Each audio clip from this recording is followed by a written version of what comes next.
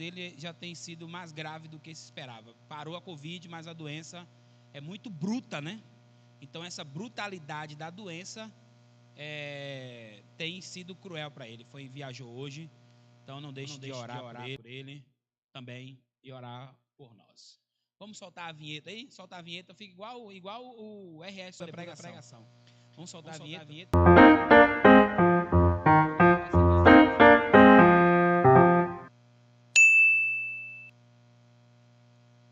Abra sua Bíblia no livro de... Eu acho que é bom botar esses meninos aqui. Bota para pintar pelo menos lá atrás. Abra sua Bíblia no livro de Salmos, no Salmo de número 77. Eu tinha falado domingo passado que eu pregaria sobre a mulher adúltera. Eu acredito que eu prego sobre ela domingo. Eu até montei o sermão, mas eu não consegui estudar pelo computador. Estava muito difícil de ver alguma coisa. Eu confesso para você que eu sofri muito. De sexta para cá eu tive uma melhorada. Então eu preferi pegar um sermão que eu tinha... Já até preguei ele aqui o ano passado.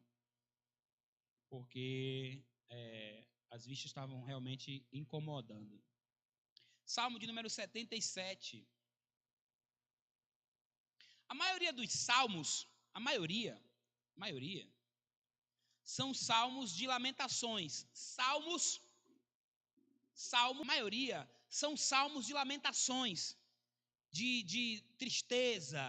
A maioria dos salmos que você for ler vai ser salmo assim. O Salmo 77 é mais um dele, em sua maioria, e é um salmo que a gente não consegue imaginar qual foi o momento que ele estava sendo escrito. Não consigo. Pode mandar ele lá para trás, lá, Rodrigo. Pode levar ele ali, ó. Ali, ó. Vai lá, Luciano, também, vocês. Só o Cris que está tirando a mão sonequinha ali. Dando aquele sono sagrado. E aí o salmo começa a acontecer nessa perspectiva de lamento. E eu pensei nesse salmo eu pensei no título da mensagem como Parou, Senhor. É quando a gente sente, e a minha mensagem é para você, que sente de que parece que Deus sumiu. Porque esse salmo nos dá essa sensação de que parece que Deus sumiu. Parece que Deus desapareceu. E quando você vai ler, você vê essa realidade no salmista. Vamos ler lá. Salmo de Asaf. Elevo a Deus a minha voz e clamo, para que me atenda. No dia da minha angústia, procuro o Senhor. Erguem-se as minhas mãos durante a noite, e não se cansam, e minha alma recusa consolar-se. Ele já começa dizendo o seguinte, ó: elevo a Deus a minha voz e clamo, elevo a Deus a minha voz para que me atenda. Uma tradução diz que ele grita a Deus. Diante das nossas dificuldades, quando nós estamos passando por um momento onde parece que Deus sumiu, as nossas orações mudam de perspectiva, mudam de entonação. Você já não ora mais, ó Deus, em nome de Jesus, sabe, Senhor, abençoa esse culto aqui, Deus. A gente muda a entonação porque agora há um desespero. E o salmista começa mostrando o desespero dele.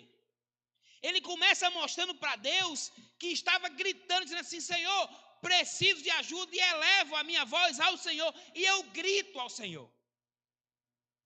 Preciso de ajuda. Preciso de socorro, eu preciso gritar para que Ele me atenda. A gente quando grita, não deve ser achando que gritar Deus ouve mais fácil. Na oração, não é Deus que muda porque você ora. Na oração quem muda sou eu. Quando eu oro a Deus, não é tentando mudar Deus, é tentando mudar a mim e entender o que Deus quer dizer para mim. Então, quando eu grito, é que eu estou externando o que eu estou sentindo. Não é porque Deus é surdo. E a pessoa às vezes diz assim, o pessoal da igreja grita, parece que Deus é surdo. Tudo bem que tem igreja que exagera. Mas nos momentos de oração nossa, em alguns momentos nossos, a gente grita para externar. O pastor Larry, ele quando falava reclamando, ele dizia que quando você reclamar com seu filho, só olhe para ele e fale baixinho com ele. Ô rapaz, não estou falando com você? Eu queria que isso funcionasse lá em casa. Não sei se na sua casa funciona. Na minha casa não funciona. Primeira coisa, chamar logo filho de rapariga. Ô miserável, tu senta aqui. Meu Deus. Já fica esperto, né? Tudo bem que tem momentos que a gente olha, né? Rapaz, não vou nem falar. Aí nem fala. Mas não é todo dia que o olhar funciona. O pessoal diz, não, antigamente o pai só olhava. Tira. Os pais de antigamente eram muito mais bravos. As histórias que eu ouço, as histórias que eu vivi na minha casa e as histórias que eu ouvi meus pais contar sobre os pais dele, não tinha esse negócio de olhar, só tinha momento de olhar e resolvia. Não é, dona Esther? Mas quando a taca comia seguro. Como é aquele negócio de semente de açaí, como é que chama aquilo? O cacho do açaí, nas pernas, chulepo. Porque não era só... Porque tem momentos que você precisa externar o que você está sentindo. É isso que o salmista diz. Aí no versículo 2, a Bíblia diz que ele recusava ser consolado. Você sabe o que é recusar ser consolado? Olha o que diz. No dia da minha angústia, procuro o Senhor. Erguem-se as minhas mãos durante a noite e não se cansam. A minha alma recusa consolar-se. Quando você perde um ente querido, você experimenta o que é a sua alma recusar ser consolado. E eu falo isso quando eu perdi minha filha. As pessoas diziam um monte de coisa para mim. Me lembro que eu estava aqui, cheguei aqui em casa, os meninos da igreja vieram, lembro até quem eram os meninos, e vieram tudo chorando também, mas a sua alma recusa ser consolado. Você quer sofrer o que você está passando. Não é nem que você quer, é a sua própria alma dizendo assim, deixa eu sofrer. Eu preciso desabafar. E as pessoas vêm, sabe, eu me tornei muito frio diante da morte, depois de perder a Laiane. Porque quando alguém perde, eu falo meus sentimentos por educação. Porque faz parte da educação nossa. Sinto muito. Mas eu sei que aquilo não alivia nem um pouco a dor da perda. Aquilo não alivia, porque a pessoa está sofrendo. Por mais abraços que você receba, por mais palavras que você receba, a dor está ali e a sua alma recusa o consolo. Você até quer parar de sofrer, mas é a sua alma gemendo. E era isso que acontecia com ele. Só que o problema dele era muito mais grave do que perder um ente querido. Porque o problema fez ele perder a fé. E infelizmente, cuidado, o microfone do computador vai captar o som. Porque se eu estou ouvindo aqui, ele vai pegar aí também. Pega. Por isso tem que ser no fone de ouvido. Já estou ouvindo meu retorno. Se diante do problema eu não posso perder a fé. E muitos casos a religiosidade nos fez viver a fé como se fosse não ter problema. Convite famoso de uma igreja, que eu não posso citar o nome, mas o que diz? Pare de sofrer. Nós já vamos para Deus com a intenção de resolver os nossos problemas. E alguém disse que até o próprio convite de Jesus já é assim. E não é isso que está dizendo lá Mateus 11, 28. Vinde a mim todos que estão cansados, sobrecarregados, e eu vos aliviarei. Versículo 3 diz: lembro-me de Deus e passo a gemer. Medito e me desfalece o espírito. A Bíblia diz em Gênesis 37, 15, 35, que Jacó, quando vai falar sobre o consolo da morte do pai dele, diz assim, ó, e levantaram-se todos os seus filhos e todas as suas filhas para os consolarem. Recusou, porém, ser consolado. Estou voltando para o versículo 2 ainda. E disse, porquanto com choro hei de descer ao meu filho até a sepultura. Assim chorou o seu pai. A angústia era tão terrível, a angústia era tão sofrível. Eu sei que você pensou que era alguém tentando me matar, né? Não, um moleque ali, ó, com um laser na mão, apontando para cá. Ninguém quer me matar, não. Aí o pessoal olhou assustado, meu Deus, vamos dar um pipoco agora. Era uma angústia terrível. Aí no versículo 3, quando ele pensava em Deus, dava tristeza. A angústia fez ele pensar de que Deus parou de agir. A angústia e o problema fez ele pensar de que Deus tinha sumido da vida dele. Quando ele pensava em Deus, ele imaginava assim, não vai acontecer nada, não vai resolver nada, nem adianta ir para Deus. O que eu vou procurar lá? Quando eu penso em Deus, me desfalece o espírito. Quando você pensar em Deus e diante do pensamento em Deus, você começar a sentir tristeza, alguma coisa está errada. Porque Deus é o nosso refúgio. Deus é o nosso baluarte. E baluarte é aquele negócio que tem lá na Fortaleza de São José, nas esquinas, sabe? Nas esquinas. Aquilo ali é o nosso baluarte. Deus fica na esquina, protegendo, guiando, nos consolando, nos direcionando em todas as pontas para nos proteger. Ele é o nosso vigia. A Bíblia diz que não dormita o guarda de Israel. Então a nossa confiança nele, quando eu começo a pensar em Deus, e nesse pensamento em Deus eu começo a sofrer, alguma coisa está errada. E é isso que acontece com ele. E a dúvida, por algum momento, vai nos servir. Tem um escritor que diz que o homem bom duvida quando está em tribulação profunda. Mas isso não deve nos perturbar. Quando estamos diante de tribulação e tivermos diante de dúvida, isso tem que nos levar para cima e não para trás. Que a Bíblia diz que a paz que excede todo entendimento guardará o nosso coração. Então, quando há dúvida, é porque a paz de Filipenses 4:7 não passou ali. Porque aqueles que acreditam e aqueles que confiam em Deus não podem olhar as circunstâncias. Aqueles que confiam no Senhor não olham as circunstâncias. Salmo 112:7, se não estiver errado. Que o homem mau não teme, que o homem bom não teme o dia mau. Não teme a notícia ruim. Não sei se eu acho que eu estou enganado no versículo. Aí agora, se eu estou enganado, eu vou querer conferir também, já era. Deixa eu ver se é isso mesmo. É isso mesmo, eu estou certo. Não se atemoriza de más notícias. O seu coração é firme, confiante no Senhor. A nossa confiança está nele e não nas circunstâncias. Então, diante da dúvida, é preciso tomar cuidado, porque a fé tem que voltar, porque a paz de Deus, que excede todo entendimento, guardará o nosso coração. Ela vai guardar o nosso coração. E mesmo quando, diante das nossas dúvidas, Deus tem paciência com as nossas tristezas, né?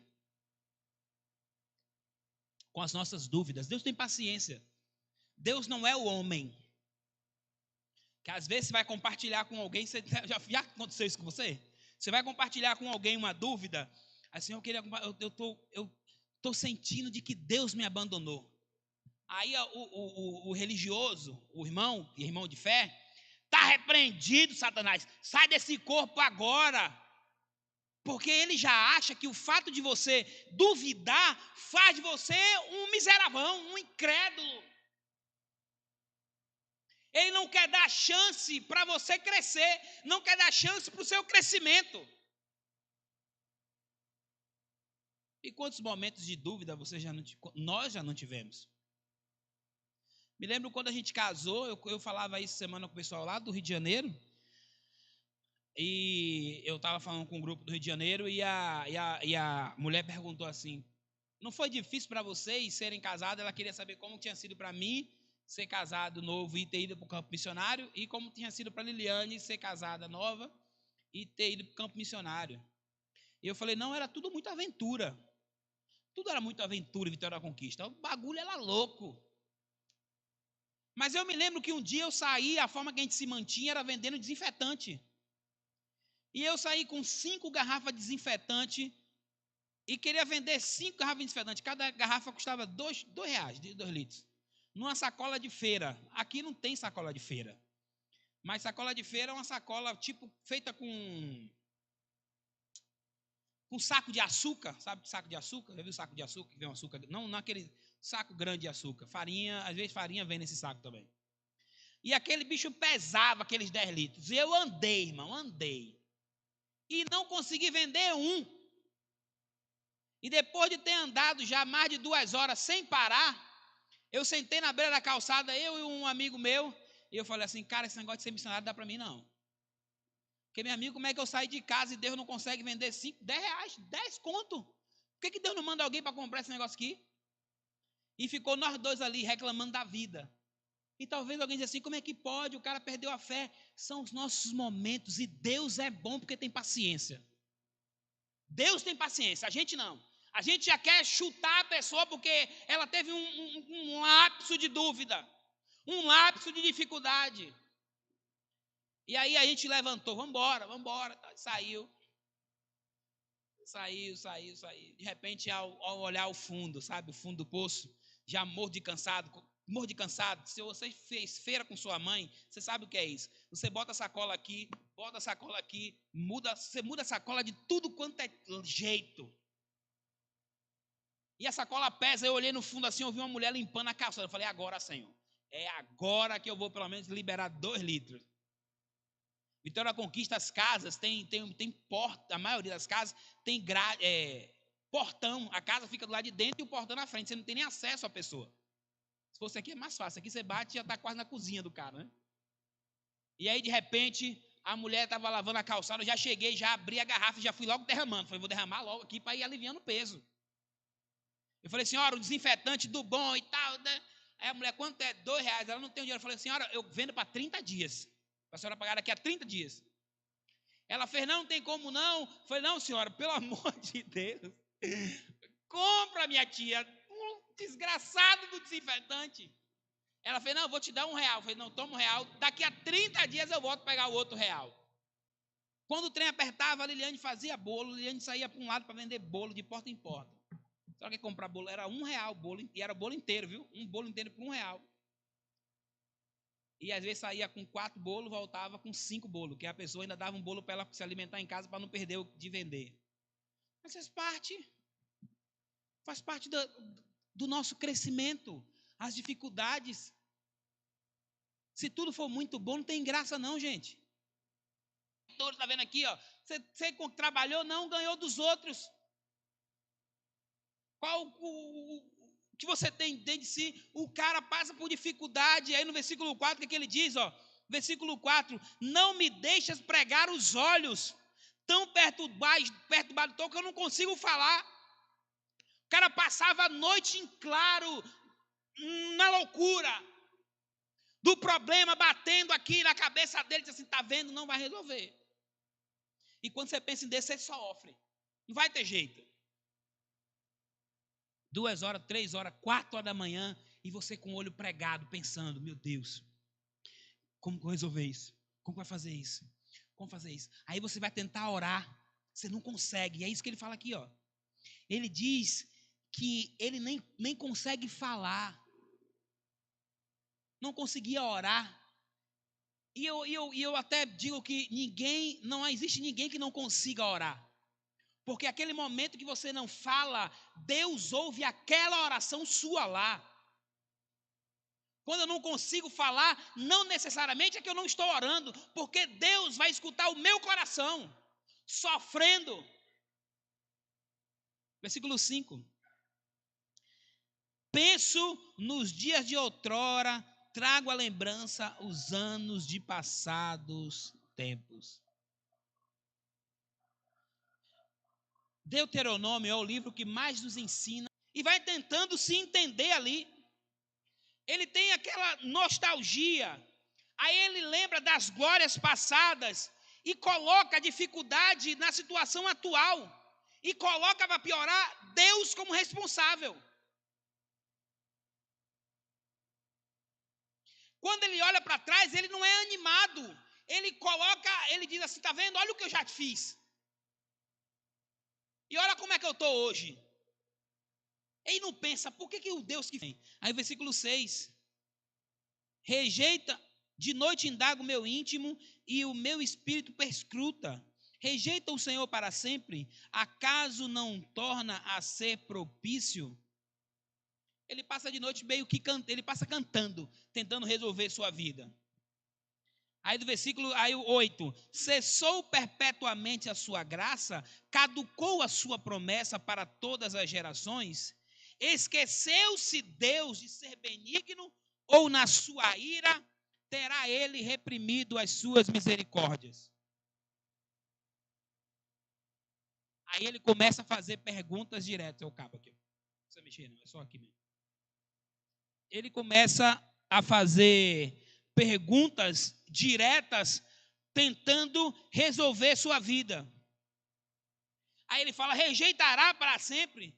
Será que Deus não deixará de se tornar favorável novamente? Ele fala, será que a sua graça não virá sobre mim? Será que a sua promessa acabou? Será que ele esqueceu de ter misericórdia? Uma tradução diz que ele não encerrou as suas misericórdias na sua ira. Aquilo que parecia juízo de Deus, e aquilo que por muitas vezes na nossa vida parece juízo de Deus, ele diz assim, mesmo na ira de Deus, mesmo no juízo de Deus, Deus não encerrou as suas misericórdias. E aí a partir de agora o problema deixa de ser comunitário, deixa de ser pessoal e passa a ser um problema comunitário, porque ele sai do eu para o nós.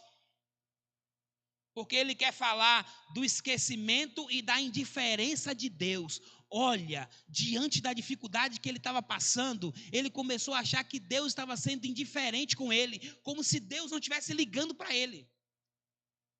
Falei sobre isso outro dia aqui. Deus não tem filhos prediletos. A todos trata da melhor forma possível. E aí no versículo 10 ele fecha o lamúrio dele. Ele fecha todo o sofrimento dele. Ele diz assim, ó. Então disse eu, isto é a minha aflição. Mudou-se a destra do Altíssimo. Ele diz, Deus fechou a porta para mim. O sentimento que se tem é que parece que ele perdeu a guerra para o problema. Que ele perdeu a guerra para a crise. De que Deus parou de fazer alguma coisa em prol de mim. Deus parou de cuidar de mim. Todas essas circunstâncias. Deixa eu mexer aqui que meu cabo não está ajudando e sem retorno é ruim, porque parece que você não está me ouvindo, que eu não me ouço. Diante disso, de todas essas situações e esse cântico que Asaf faz sobre isso, a gente precisa entender algumas coisas importantes para a nossa vida. Eu quero ditar com você. Primeiro, a gente precisa entender que nós não estamos passivos de experiências angustiosas. Nós não estamos passivos de doenças, de problemas financeiros, de passarmos pela pandemia, de pegarmos coronavírus, de pegarmos qualquer outra doença. Nós não estamos passivos disso.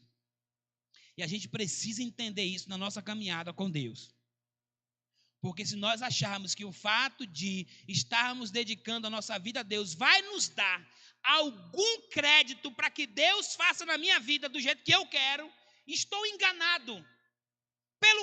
Pior, estou idolatrando a Deus. Aí como é que eu idolatro Deus? Quando eu trato Deus como um ídolo.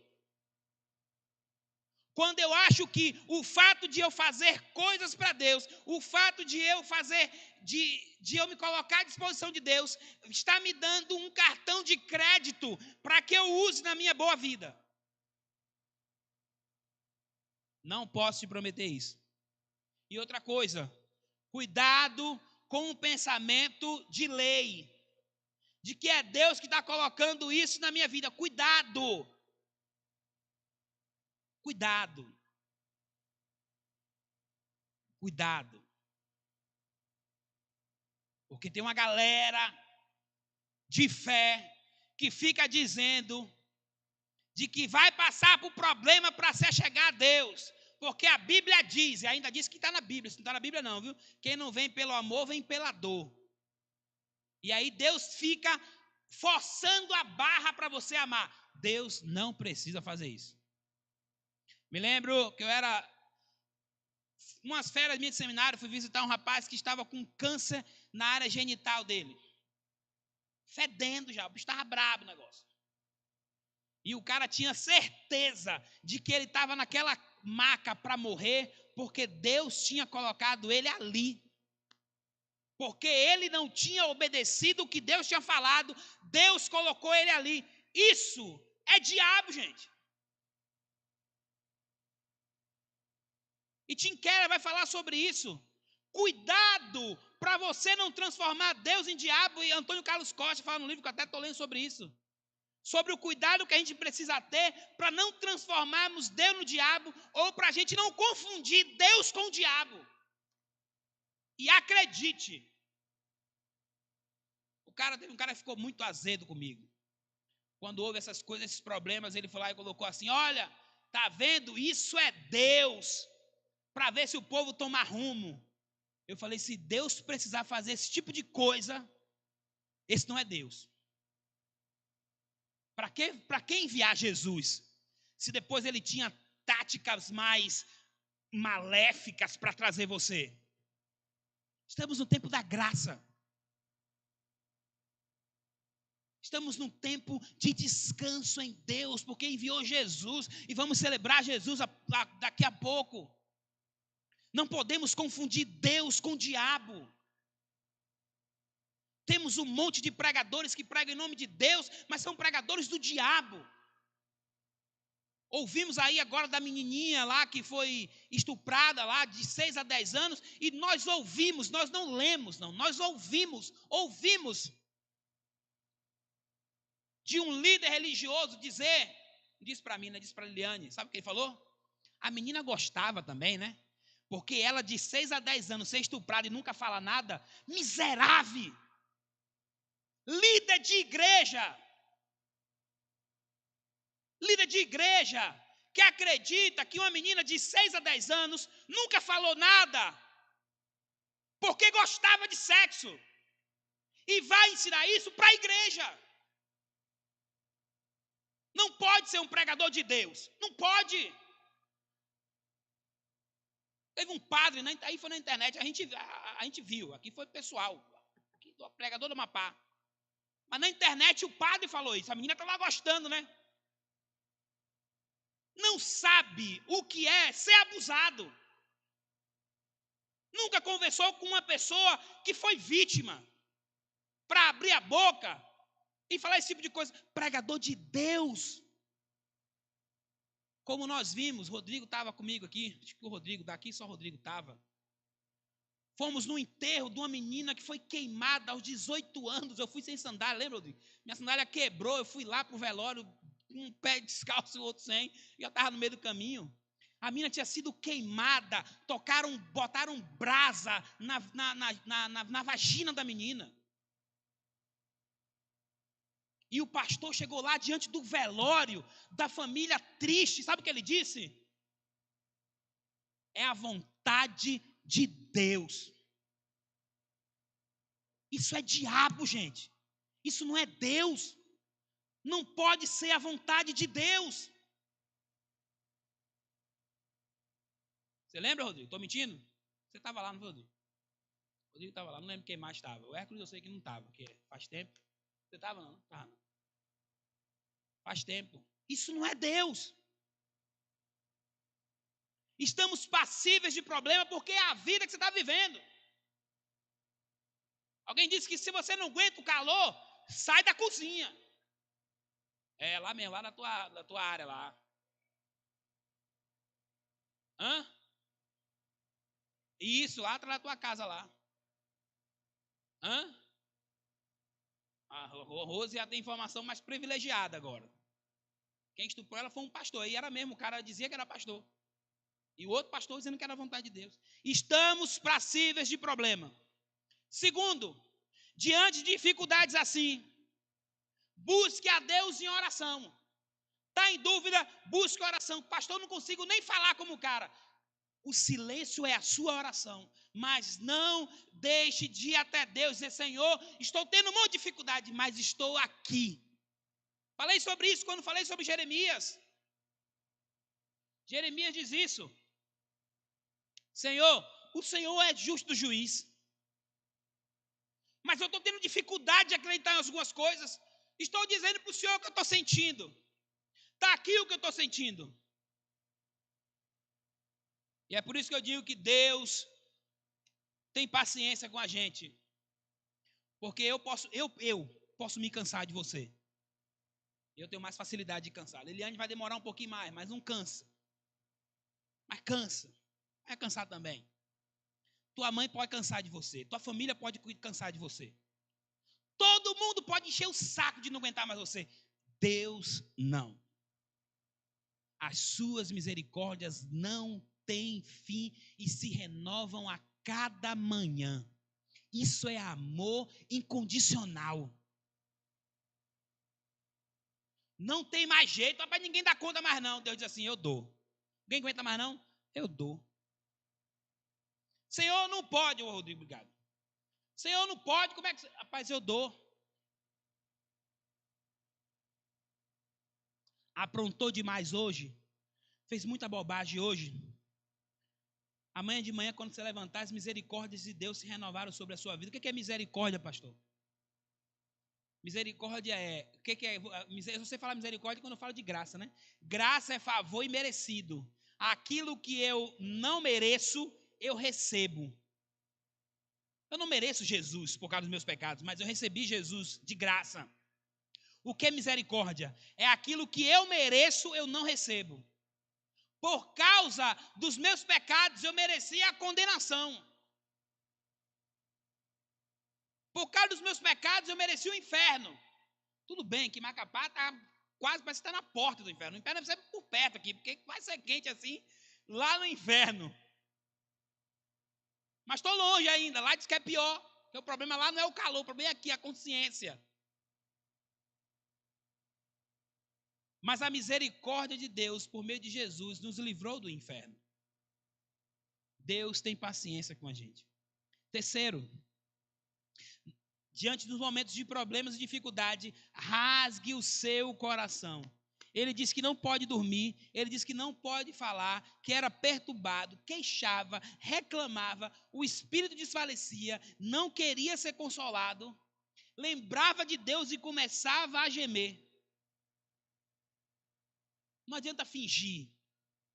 Deus nos conhece em nossa intimidade. O cara estava mal, frustrado pelas coisas não estavam indo como ele imaginava.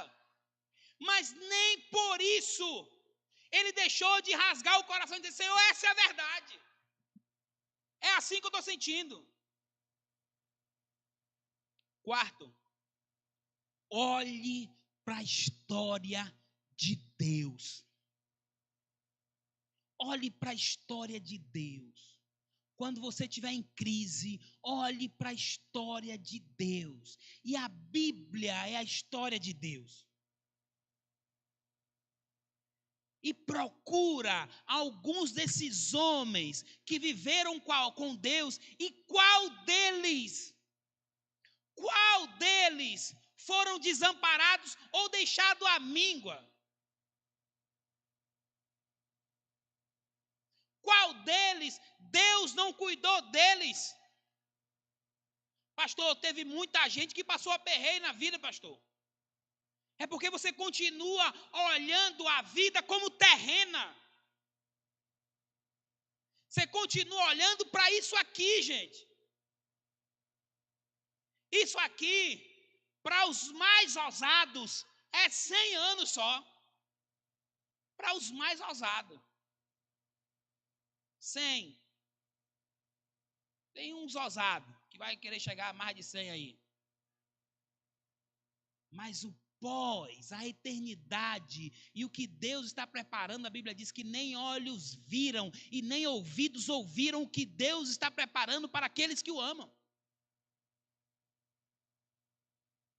É lá da eternidade.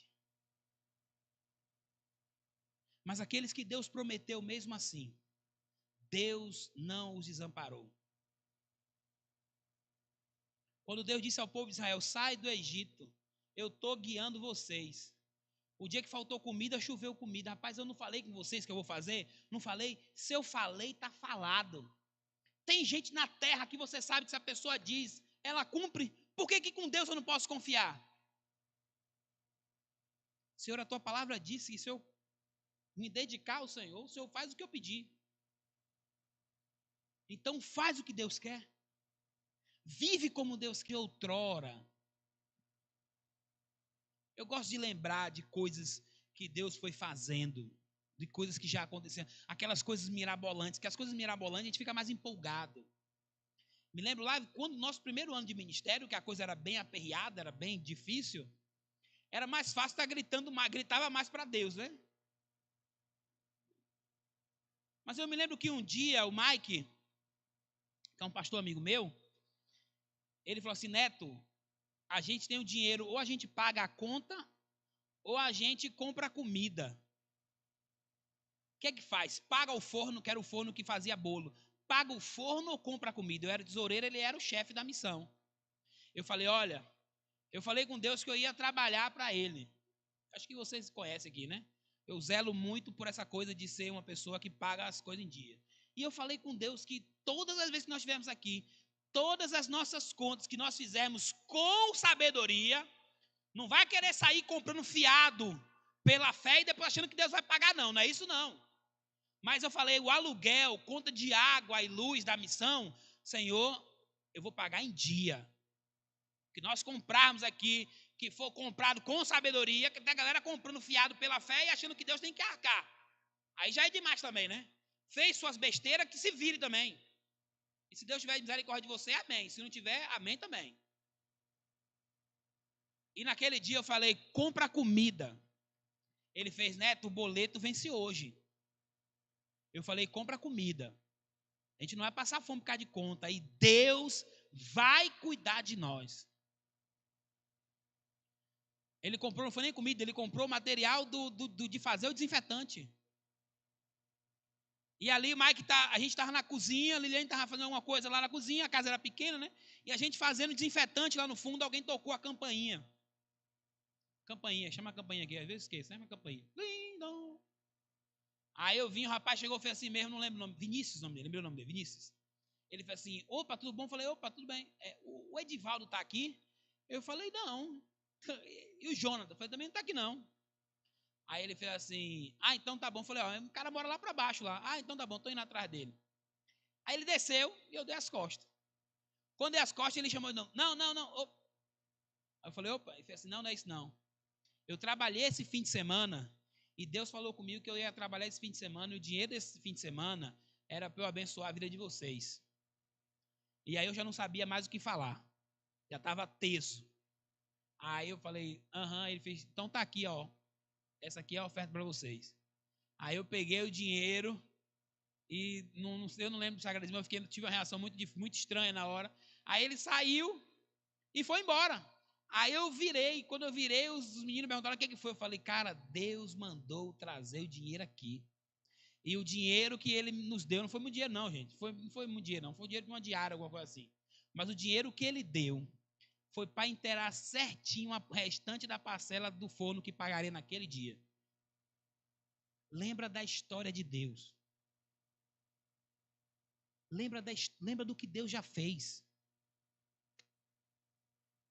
Por isso que Deuteronômio vai falar sobre isso. Recordar-te-ás de tudo aquilo que o Senhor... Lembra-te. Quem vive baseado apenas em circunstâncias se perde. Lembra do que Deus fez. Ele diz, lembrarei. E o ato de lembrar transformou o sofrimento dele em uma meditação profunda. Versículo 12. Olha o que diz o 12. Considero também nas tuas todas obras e cogito dos teus prodígios. O teu caminho, ó Deus, é de santidade. Que Deus é tão grande como o Senhor. Tu és o Deus que opera maravilhas e entre os povos tem feito notório o teu poder. Com o teu braço remiste o teu povo, os filhos de Jacó e de José. Viram-te as águas, ó Deus. As águas te viram e temeram, até os abismos se abalaram. Grossas nuvens se desfizeram em água, houve trovões nos espaços. Também as suas setas cruzaram de uma parte para outra. O ribombar do teu trovão ecoou na redondeza. Os relâmpagos alumiaram o mundo e a terra se abalou e tremeu. Pelo mar foi o teu caminho, as tuas veredas pelas grandes águas. E não se descobrem os teus vestígios. O teu povo, tu o conduziste dele, no povo dele. E isso animou.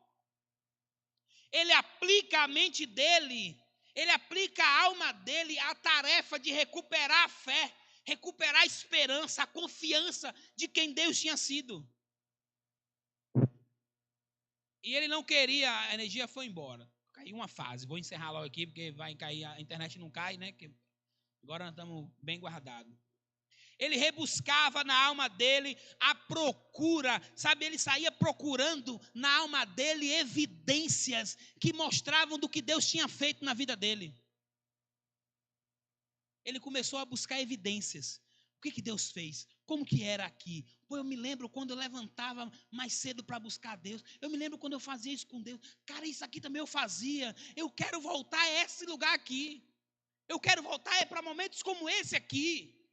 Ele começava a cavucar coisas no seu íntimo que trouxessem ele de volta. Que trouxessem ele para o ânimo. E ele começa a juntar memória sobre memória. E é nessas memórias que ele encontra a força. Versículo 20. O teu povo tu conduzes como rebanho. O pastor de ovelhas, ele não tange. O pastor de ovelha, ele lidera. Você já viu como é que pega a galinha? Galinhas vai assim, ó. Né? Não dá para fazer isso. Galinha não vem, não obedece.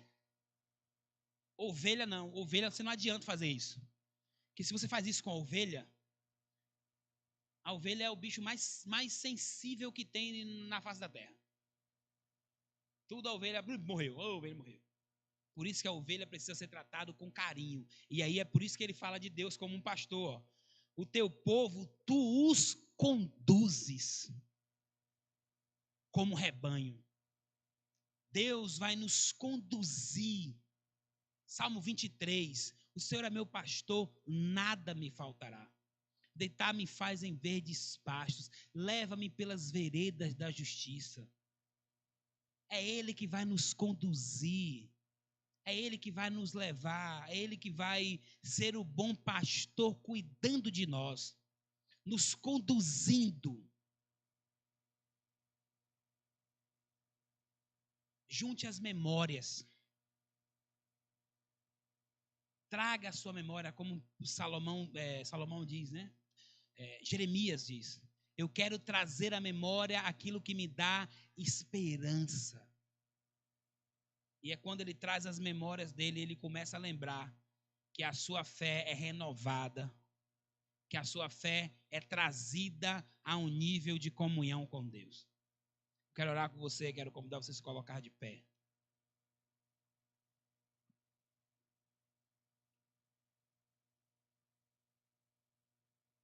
Como tá? Como você tem visto Deus? Você chegou aqui também pensando, parou, Senhor? Talvez você está assistindo também a gente pela internet, está pensando, cadê Deus? Deus não sumiu. Ele continua aqui. E o seu Espírito Santo quer ir junto com você agora, trazer a memória e colocar memória por memória. Não apenas memórias superficiais, como lembranças do passado, mas trazer isso como um avivamento, como brasas sendo trazida. E como a própria Bíblia diz, que ele não apagará o morrão que fumega e nem quebrará, nem quebrará a cana. Está rachado, Deus não vai quebrar. Está se apagando, ele vai soprar com muita calma.